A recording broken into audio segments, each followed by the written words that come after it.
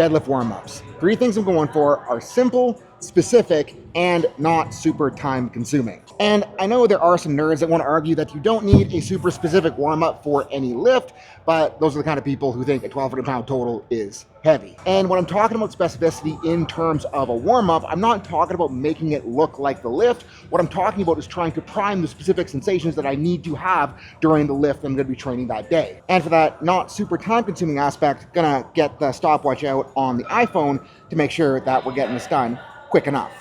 But before we get started, I have a free intermediate lifter guide. Hit the links below, sign up, and I will shoot it your way. Starting out with some Copenhagen Dips, get the adductors and brace going. And the reason I like to start out with these on my warm-up is that they really freaking suck.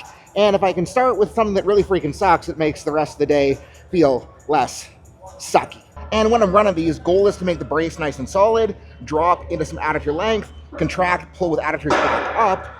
The other thing I want to make sure I'm doing is I want to make sure that my hip is fully extended so that when I'm doing these, I'm touching mostly adductor magnus.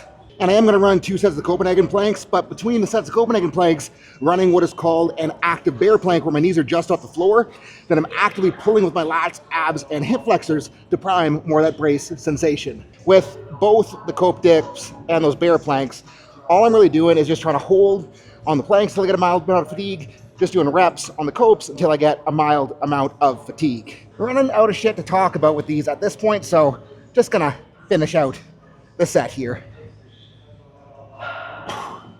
Next up, gotta move the camera because we're wandering over here so that we can grab a medium kettlebell for some single leg RDLs, loading in opposite hand of the leg I'm working. And goal here, externally stabilized, so I'm not limited by balance, and trying to reach the back foot as far backwards as I can to make sure that I'm pushing into a real hinge. Normally I would be going over to the dumbbell section to make this a lot heavier, but for the sake of filming the video and trying to get through it quickly, we're just running the 45 because it's going to be more than good enough. First set, keeping pretty chill, pushing into the range of motion, trying to feel a little bit of stretch.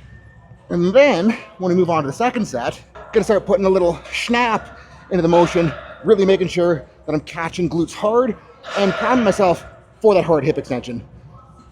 And the goal here is to keep my outside hip as low as I can to make sure I'm accessing hip internal rotation as I'm running the hinge.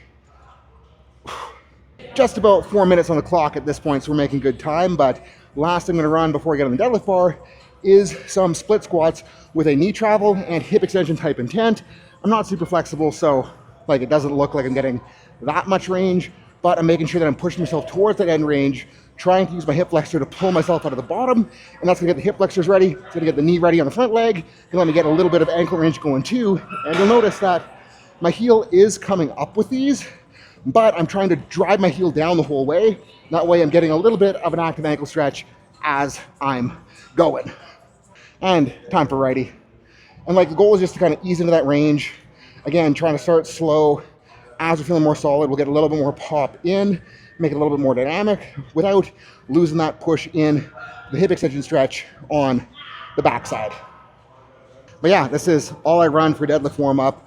And I know that a lot of people want to spend a shit ton of time warming up to get ready for the barbell. But the thing is that if I'm having to stretch a ton, if I'm having to really try to open anything up, that's a sign to me that I'm not doing a good enough job for my movement prep, because I want to make sure that I'm doing enough flexibility work at home that I can get into the positions that I need. And then when it comes time to train, I can just get training. I'm gonna do a couple more reps though, because it's feeling nice and juicy. Anyways, time to get on the deadlift bar. 5 minutes, 30, whatever seconds it's ticking off on right now. So not very time consuming at all. And if you are having trouble getting through a warm up, make it simpler, make sure it's specific, and hurry your ass up, because you should be a little bit out of breath by the time you're done your warm up, just like I am right now.